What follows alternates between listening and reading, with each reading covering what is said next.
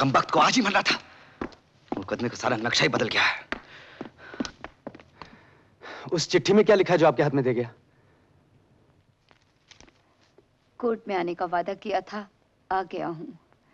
लेकिन जिसका नमक खाया है उसे नमक हरामी कैसे करूं? वादा किया था नहीं पीऊंगा, आज नहीं पी। तुम्हें आखिरी बार देखने आया हूं, सबूत फाड़ दिया है, माफ करना सत्तू।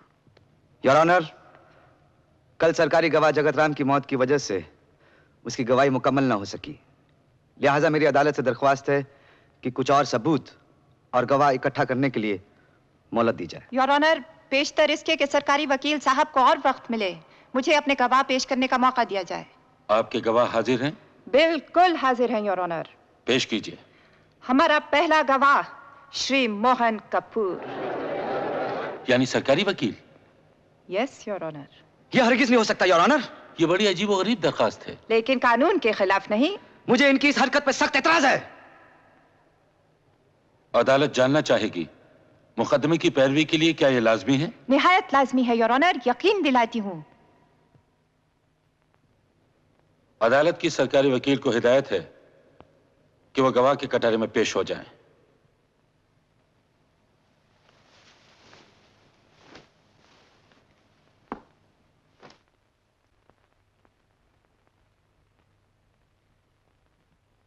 गीता पर हाथ रख के कसम खाइए, जो कुछ कहेंगे सच कहेंगे। मैं जो कुछ कहूंगा सच कहूंगा। आप हनुमान मंदिर के पुजारी जी से मिलने गए थे? क्या था? भृगु शास्त्र से चंद्रमुखी के पिछले जन्म के बारे में पूछने गए थे? जी हाँ। क्या पता चला? ये बिल्कुल प्राइवेट बातें हैं योर ऑनर।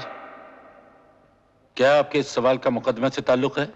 अजीबो गरीब ताल्लुक है योर ऑनर, गहरा ताल्लुक है, खतरनाक ताल्लुक है, बल्कि इस मुकदमे का ताल्लुक ही इसी बात से है।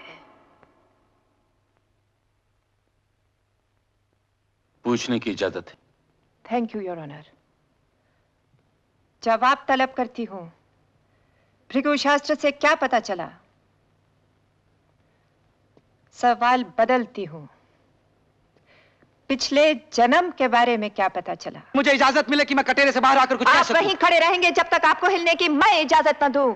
आपको हिदायत है कि बात सिर्फ वही की जाए जिसका मुकदमे से ताल्लुक हो। बहुत एहतियात बरतूंगी योर ऑनर।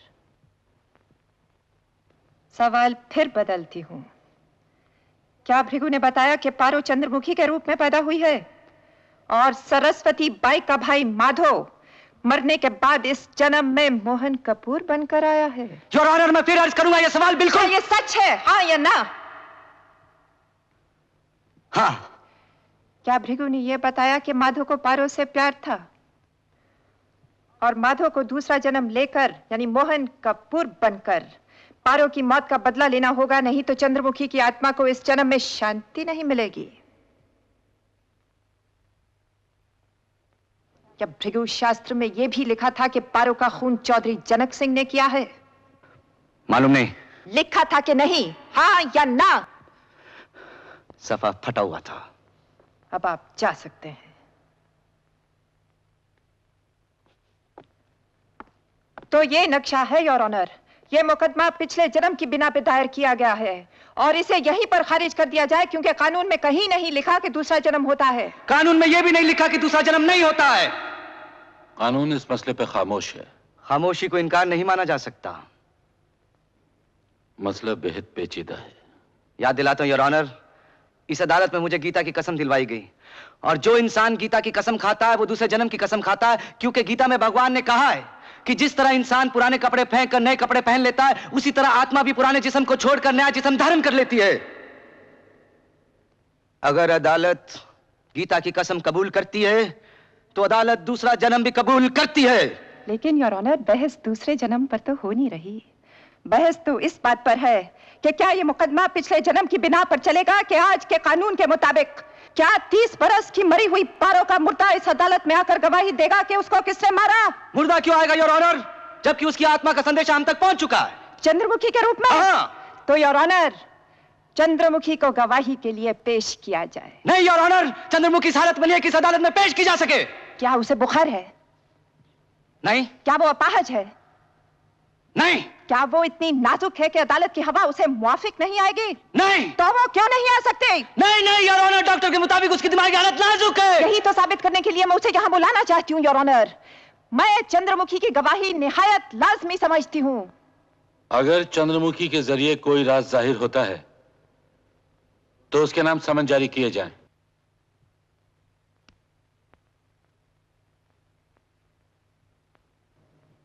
चंद्रमुखी, घबराओ नहीं।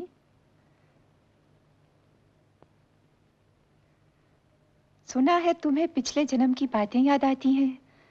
क्या ये सच है चंद्रमुखी? कभी याद आती हैं, कभी नहीं आती। इस वजह से कभी ऐसा भी हुआ है कि यूं ही कोई समझ बैठा हो कि तुम पागल हो रही हो? मम्मी डैडी ऐसे समझते हैं। चंद्रमुखी, तुम्हें मालूम है कि शिमले के पास वाले जंगल में एक बहुत बड़ा पेड़ है जिस पे पारो माधो के नाम खुदे हुए हैं? हाँ। और वो प्रेमी थे।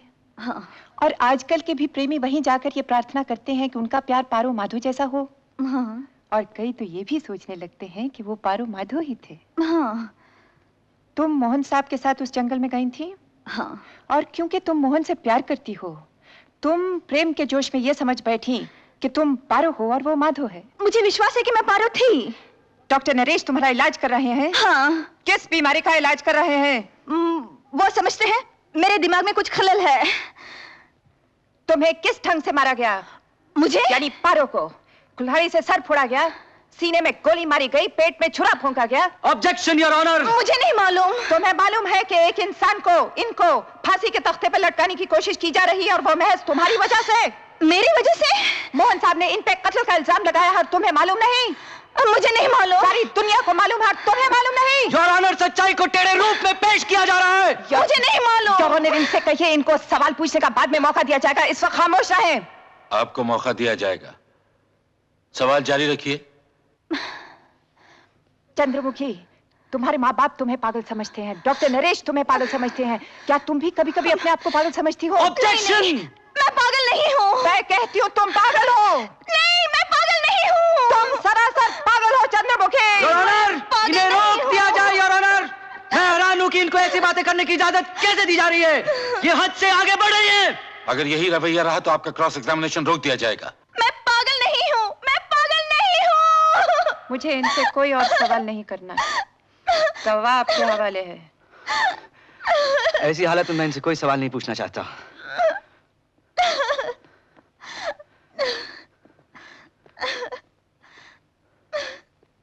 डॉक्टर नरेश ने आगाह किया था कि अगर हम इन्हें अदालत में पेश करेंगे तो इनके दिमाग को धक्का पहुंचने का खतरा है। योर ऑनर, डॉक्टर नरेश को पेश किया जाए।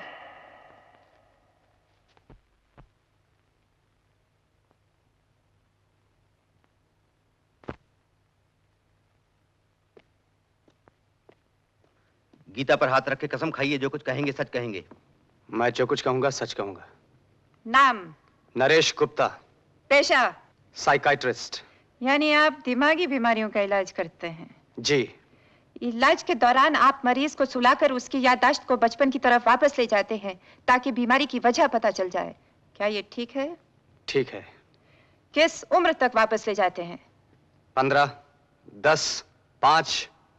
आपने जो तालीम पाई उसमें यह भी सिखाया गया कि मरीज को पिछले जन्म तक वापस ले जाया जा सकता है? नहीं।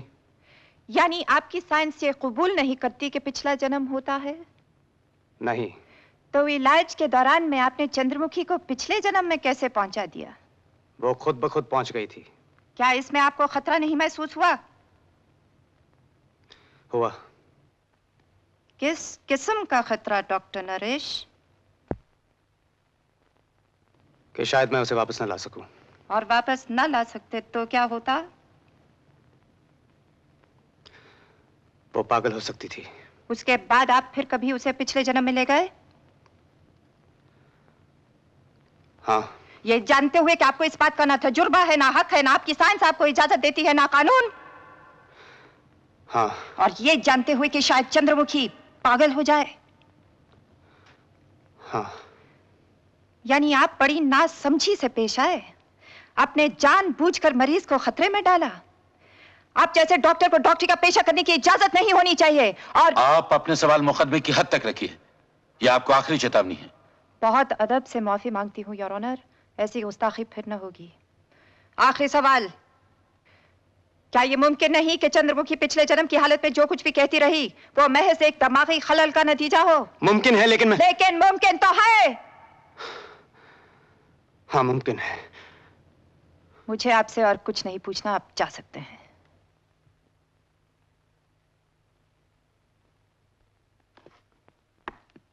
योर ऑनर, मैं पूछती हूं इस अदालत से, मैं पूछती हूं कानून से, मैं पूछती हूं दुनिया के कानून बनाने वालों से, क्या ऐसी लड़की की बड़बड़ाहट पे एतबार किया जा सकता है जिसकी दिमागी हालत नाजुक हो?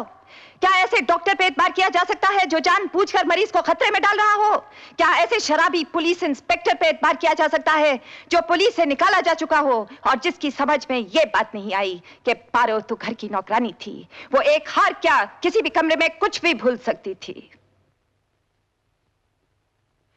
योर ऑनर, ये मुकदमा इंसानियत, सभ्यता और नेक नामी के कत्ल का मुकदमा है। ये मुकदमा कानून की तौहीन है। ऐसा बेहंगम मुकदमा किसी अदालत में कभी भी पेश नहीं हुआ होगा। लिहाजा मेरी अदालत से दरख्वास्त है कि इस मुकदमे को यहीं खारिज करके मुजरिम को बाइज्जत रिहा कर दिया जाए। Thank you your honour. आज शनिवार है। कानून के मुताबिक जायज सबूत पेश करने के लिए आपको सोमवार तक की मोहलत दी जाती है, वरना मुकदमा खारिज कर दिया जाएगा।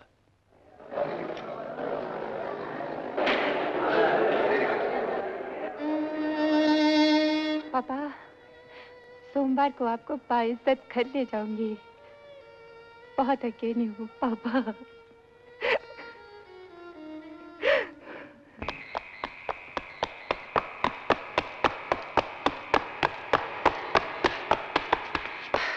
करुणा जी से मिलना है। जी इस वक्त? हाँ हाँ, जरूरी काम है, उनसे को डॉक्टर नरेश आए। जाओ जल्दी। बीवी जी, डॉक्टर नरेश जी आपसे मिलना चाहते हैं। कह दो नहीं मिल सकते। इस घर में एक खामोशी रह गई थी, वो भी आप बर्बाद करने चले आए।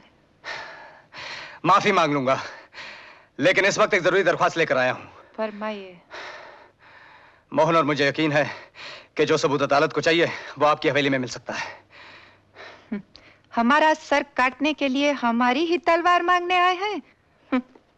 एक बेकसूर लड़की की जान खतरे में है।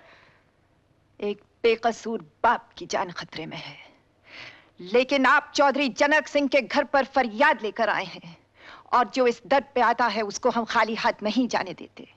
लिहाजा आप मोहन साहब तक हमारा पैगाम पहुंचा दीजिए कि हम न सिर्फ इजाजत ही देंगे बल्कि खुद आकर अपनी हवेली के दरवाजे उनके लिए खोल देंगे।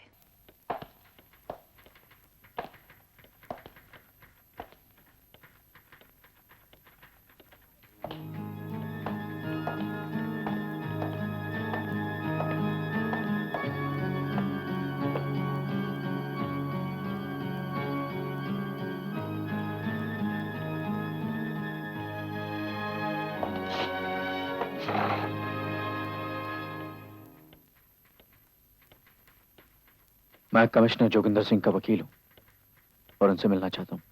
जोगिंदर सिंह अब कमिश्नर नहीं, कातिल है। वो कमिश्नर हो या कातिल, अपने बेटों की निगाहों में तो वो माफी रहेंगे। जरूर, लेकिन घर में, पुलिस स्टेशन में सिर्फ ये वर्दी मां है और कानून बाप, और इनकी निगाहों में वो खूनी है। वो खूनी है या नहीं इसका फैसला करने वाले तुम कौन होते हो? तुम्हारा काम है सिर्फ अपराधी को पकड़ना। वो सचमुच अपराधी है या नहीं इसका फैसला अदालत करेगी। यह मत भूलो कि तुम एक मामूली पुलिस अफसर हो, अदालत नहीं। तो फिर आप यहां क्यों आए हैं? अदालत में जाइएगा। अगर आप में जरा सी भी अक्ल होती तो आप समझ जाते कि मैं कमिश्नर जोगिंदर सिंह से बतौर उनके वकील की हैसियत से मिलने आया हूं। अगर आपको इजाजत देनी तो दीजिए, वरना मैं उनके रिमांड के बाद मिल लूंगा। जस्ट अ मिनट, आप उनसे मिल सकते हैं।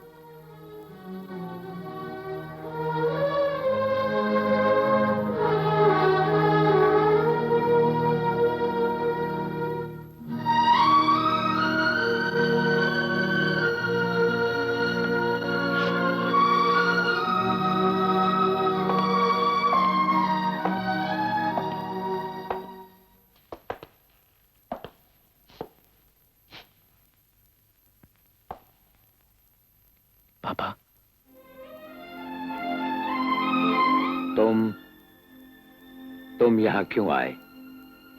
अगर राकेश आपको गिरफ्तार कर सकता है तो आपको रिहा करवाना मेरा फर्ज है। हम मुजरिम हैं और वो एक पुलिस अफसर। उसने अपना फर्ज अदा किया, अपनी वर्दी की इज्जत रखी। और मेरी वर्दी उसी मुजरिम को बेगुनाह साबित कर सकती है। हमारे लिए तुम दोनों एक ही जिगर के दो टुकड़े हो। तुम्हारा एक दूसरे तकरार वाजिब नहीं। आपस की तकरार से हमारा दिल टूट जाएगा, हम जी नहीं सकेंगे। और फिर उसने हमें बेवजह तो गिरफ्तार नहीं किया, उसके पास हर बात का सबूत है। पुलिस सबूत को सिर्फ एक नजर से देखती है और अदालत सबूत को उस नजर से देखती है जो एक होशियार वकील पेश करता है।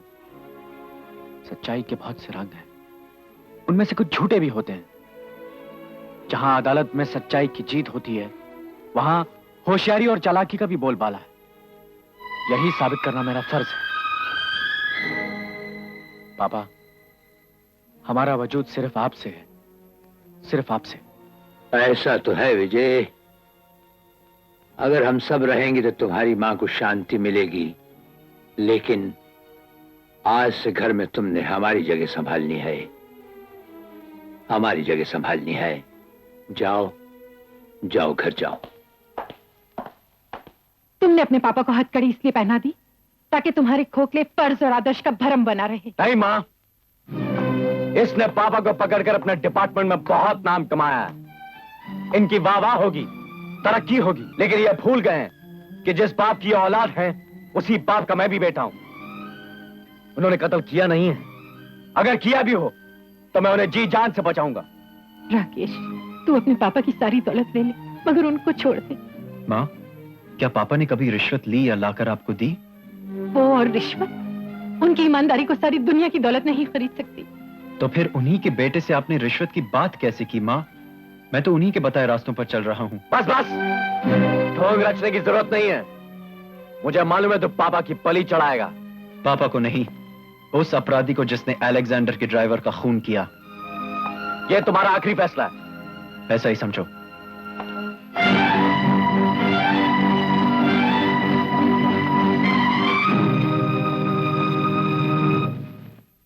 अदालत पूरी तरह मुतमईन है कि जोगिंदर सिंह ने पूरे होशो हवास में मोहम्मद का कत्ल किया है।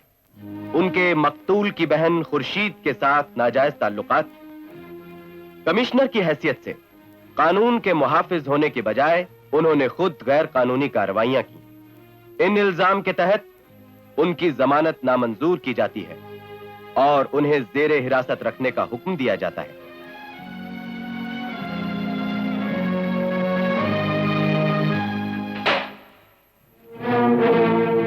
क्यों? क्या हुआ? जज ने पापा की जमानत रद्द कर दी। आज अदालत में उन पर वो इल्जाम थोपे गए जो करना तो दूर, उनके लिए सोचना भी नामुमकिन है। ठहरो।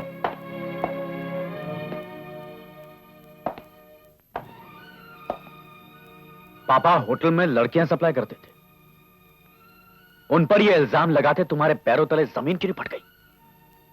एक पुलिस कमिश्नर ने वासना में पागल होकर एक लड़की के भाई का कत्ल कर दिया। ये कितने फख्र की बात है मैं ही जानता हूं। बस राकेश, अपने पापा के खिलाफ एक लफ्ज भी कहा तो मुझसे बर्दाश्त नहीं होगा।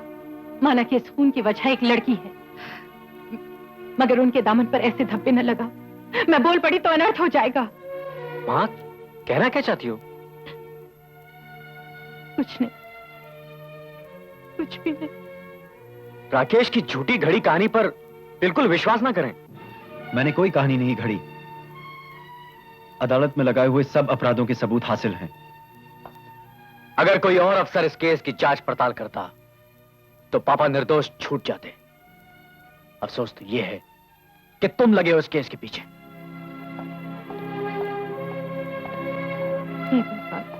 ये कैसी परीक्षा ले रहे हो इस घर की?